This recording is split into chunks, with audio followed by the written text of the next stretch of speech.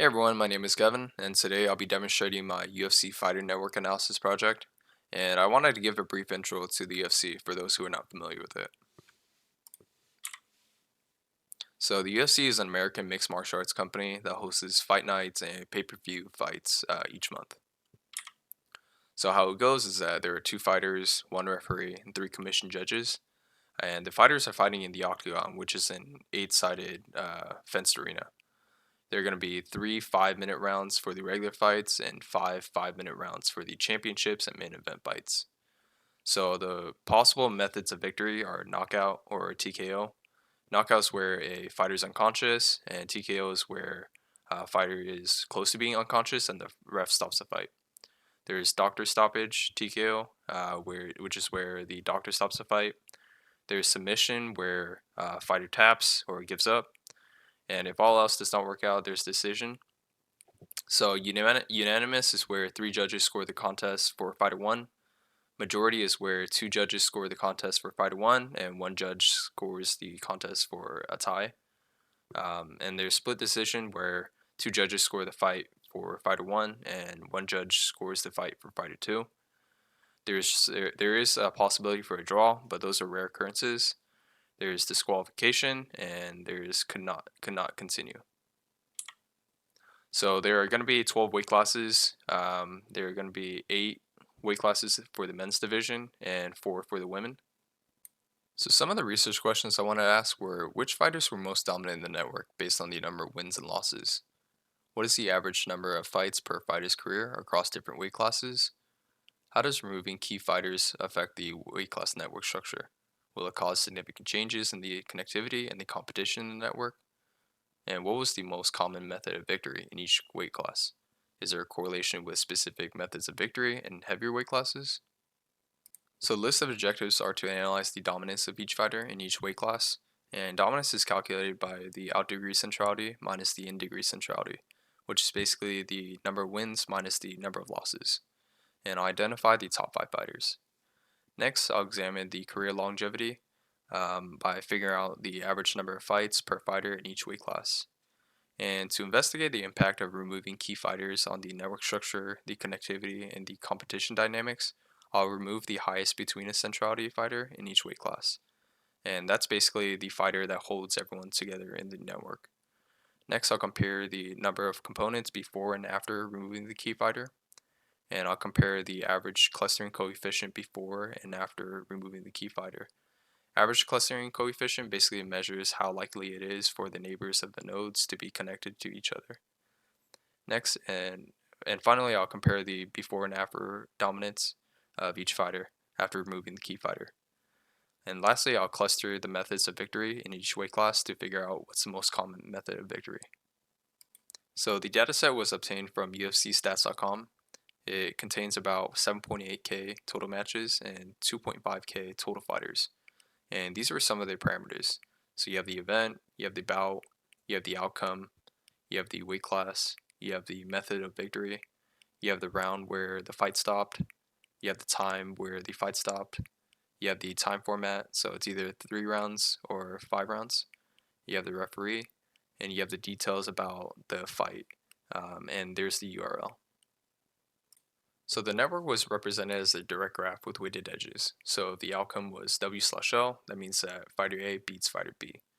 If the outcome was L/W, that means that fighter A loses to fighter B. And because the network was getting a little bit messy with a lot of nodes, I only displayed the weighted edges if there was more than one win between fighter A and fighter B.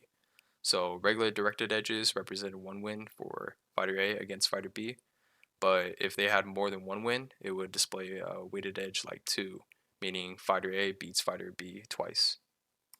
So this is a CSV file that contains all the UFC fights from the very beginning, from UFC 2 to the current date of UFC 307. So this is the weight, you have the bout, you have the outcome, you have the weight class, you have the method of victory, you have the round that it ended, you have the time that it ended, you have the time format, you have the referee, you have the details about the fight, and you have the URL. So let's begin with the demonstration. So I did this in a Jupyter notebook because I thought it would be a lot easier to display things and to talk about the code. So in this first cell, I'm importing all the libraries. Next, I read in the CSV file. And here, I'm splitting up the bout so I can get fighter 1 and fighter 2. And here, I'm visualizing the overall UFC fighter network, where it's going to be represented as a directed graph with weighted edges. So I'm going to look at the outcome to see if it's W/L.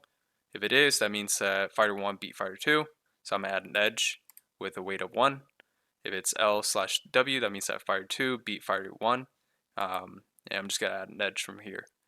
If they already have an edge, that means that they already fought. And if fighter 1 beat fighter 2 more than once, then I'm just going to increase the weights for here. And same goes for L/W.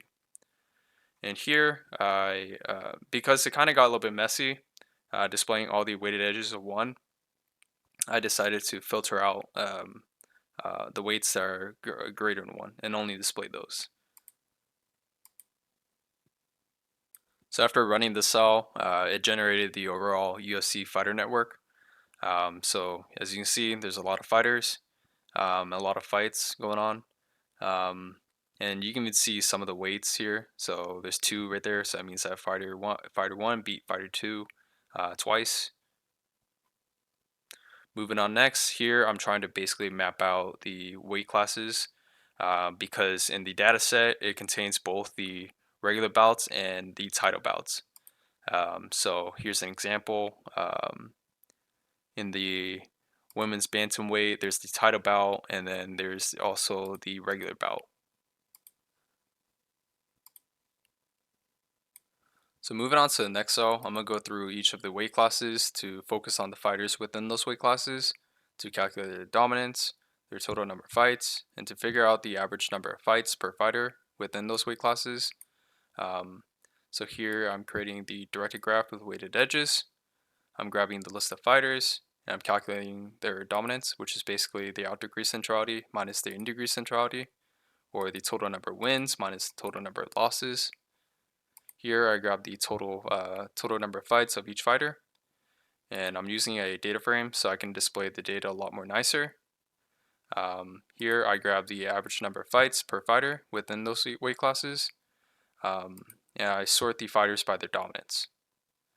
Here I grab the top 5 fighters to display. I print them out here, and I also wanted to change the node sizes based on their dominance. So it's going to be 10,000 times their dominance for general fighters, and for top 5 fighters, it's going to be 20,000. Here I filter out the edge labels, so if their weights are more than 1, then I will display them. If not, they're just going to be regular directed edges. I also wanted to highlight the top 5 fighters with yellow nodes, and for general fighters, it's going to be blue nodes.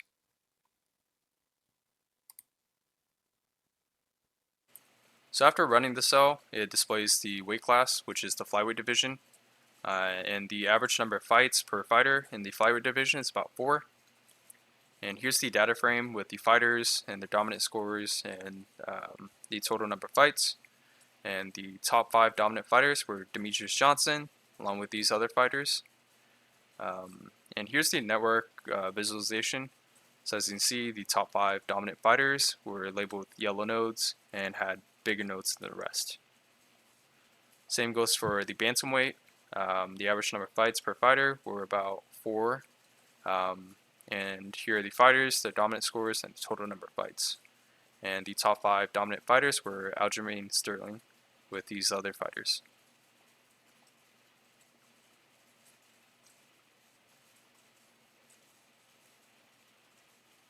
By identifying the number of fights per fighter, we can figure out the career longevity of a fighter in that specific weight class. And by identifying the top 5 dominant fighters, it can probably help out with potential matchmaking in the future.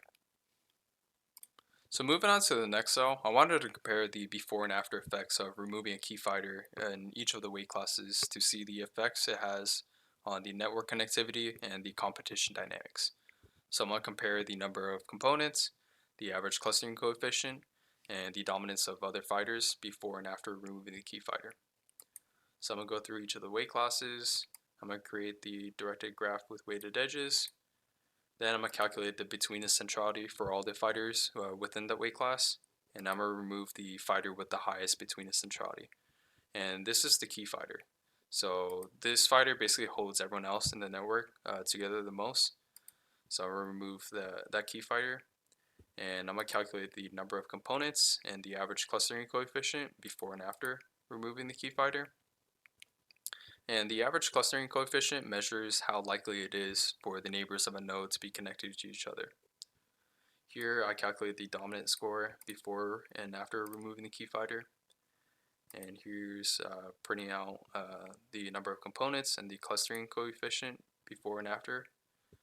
Here I sort the the fighters by their dominant scores before removing the key fighter.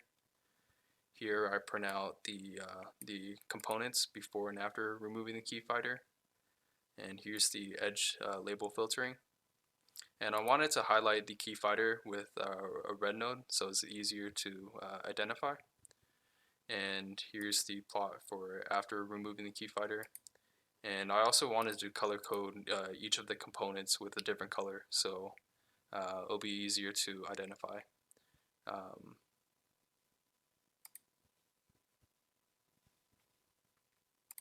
So after running the cell, we can see that the key fighter was Sergio Pettis in the flyweight division. And after removing Sergio Pettis, the number of components did not change, but the clustering coefficient decreased. And for other fighters, their dominant scores increased. And here are the components before removing and after removing Sergio Pettis. Here's the network visualization. So here's Sergio Pettis, and after removing Sergio Pettis, the number of components did not change. For the bantamweight, the key fighter was Jonathan Martinez, and after removing Jonathan Martinez, the number of components increased, and the clustering coefficient increased. And for other fighters, their dominant scores increased.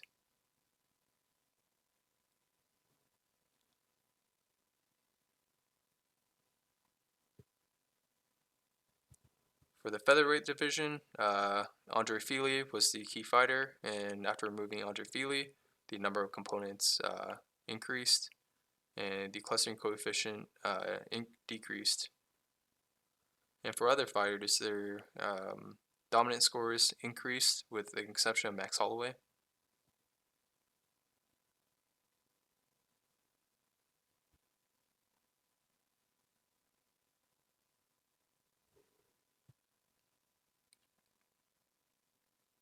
For the lightweight division, Michael Johnson was the key fighter, and after removing Michael Johnson, the number of components increased, and the clustering coefficient decreased.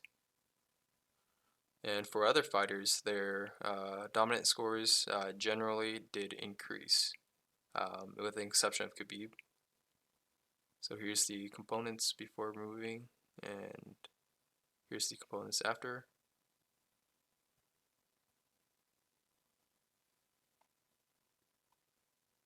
And for the welterweight division, Matt Brown was the key fighter. So the number of components did not change, but the clustering coefficient decreased. And for other fighters, their dominant scores increased.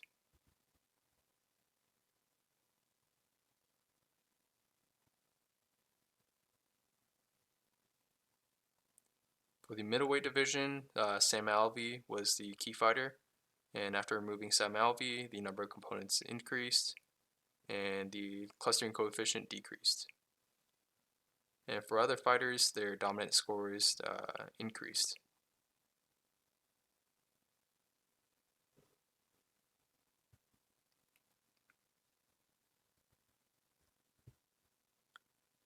And for the lightweight division, the number of components did not increase, but their clustering coefficient increased. For the dominant scores, generally all the fighters increased their scores, with the exception of John Jones.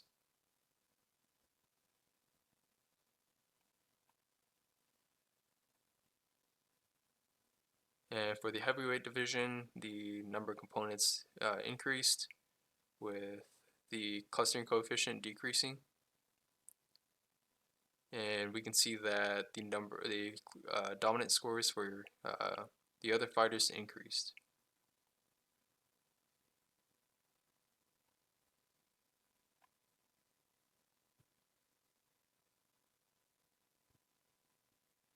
And for the women's strawweight, we can see that the number of components did not increase, but the clustering coefficient decreased. And for other fighters, their dominant scores increased. So as a result from the graphs, after removing the key fighters in each of the weight classes, the number of components stayed the same, or they increased, meaning that the network's connectivity fragmented even further after the key fighters were removed. We can also see that for the most part, the clustering coefficient decreased, meaning that it affected the network's connectivity. And we can also see that generally the other fighters' dominance scores increased, meaning that the competition was easier for the fighters after the key fighter was removed. So if a fighter left the UFC, it would have an effect on the connectivity and the competition. So moving on to the next cell, I wanted to identify the most common method of victory across different weight classes to see if there's a correlation with specific methods of victory and heavier weight classes. So here I'm going to add the method along with the fights. Then I'll do a count for each of the methods. Then I'll sort the methods of victory based on count, and I'll identify the most common method of victory. Here I'm changing the node sizes based on the count, and I'll label the most common method of victory with yellow. So after running the cell, the most common method of victory for flyweight is unanimous decision. For bantamweight, it's unanimous decision. For featherweight, it's unanimous decision. For lightweight, it's unanimous decision. For welterweight, it's unanimous decision. For middleweight, it's knockout or TKO. For light heavyweight, it's knockout or TKO. For heavyweight, it's knockout or TKO. For women's strawweight, it's unanimous decision. For women's flyweight, it's unanimous decision. For bantamweight, it's unanimous decision. And for women's featherweight, it's unanimous decision. So based off of the results of the graph, every weight class except for middleweight, light heavyweight, and heavyweight results in unanimous decision. And for the three heavier weight classes, it results in KO or TKO. So this means that there is a correlation between specific methods of victory and heavier weight classes. So fighters in every other weight class should probably train for longer fights and work on the cardio, while heavier weight classes should probably train for quick fights and work on the striking.